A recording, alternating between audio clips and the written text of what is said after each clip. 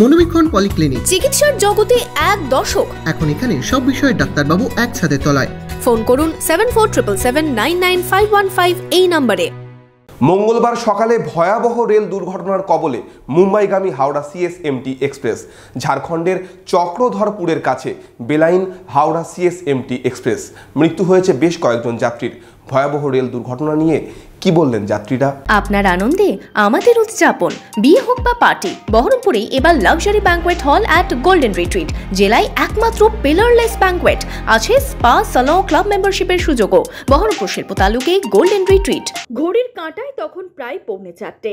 মুম্বাইগামী Howrah CSMT express তখন ঝাড়খণ্ডের চক্রধরপুরের কাছে। মঙ্গলবার সকালে ভয়াবহ মুম্বাইগামী হাওড়া সিএসএমটি এক্সপ্রেস এবং মালগাড়ির মধ্যে সংঘর্ষে দুর্ঘটনার জেরে বেলাইন হয়ে গেছে ট্রেনের অন্তত 18টি কামরা এবং মালগাড়ির 4টি কামরাও। যে 18টি কামরা বেলাইন হয়েছে তার মধ্যে 16টি ছিল যাত্রীবাহী কামরা। সেই ট্রেনেই ছিলেন মুর্শিদাবাদের নবগ্রামের খাজুরিয়া গ্রামের মান্নান শেখ, মুর্শেদ শেখ, নবিরুল বিশ্বাস, আদুরি বিবিরা। তাদের মধ্যে 3 জন পুরুষ এবং 1 জন মহিলা। ঘটনায় আতঙ্কে রয়েছেন তারাও। সেই ট্রেনেই ঘুমন্ত অবস্থায় ছিলেন নবিরুল বিশ্বাস। ঘুমের মধ্যেই প্রবল ধাক্কা অনুভব করেন তিনি। বুঝতে পারেন ট্রেনের অ্যাক্সিডেন্ট হয়েছে। এটা আপনার হয়েছে 3টে, 3:30-এর দিকে হয়েছে।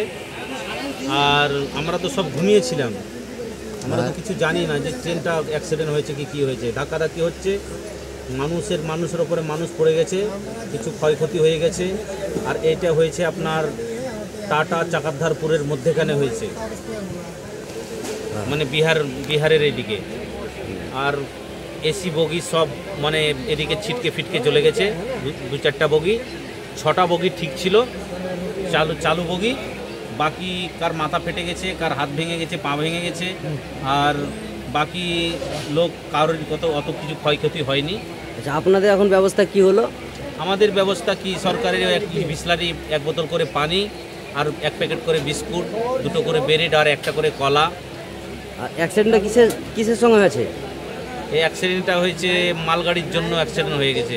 মানে ট্রেনের মালগাড়ির সাইডে, ট্রেনের মালগাড়ির বগি সাইডে ছিল, ওকে বাঁচাতে গিয়ে মানে এটা হয়েছে। দুর্ঘটনাস্থল থেকে আহত যাত্রীদের উদ্ধার করে চক্রধরপুরে পাঠানো হয়েছে চিকিৎসার জন্য।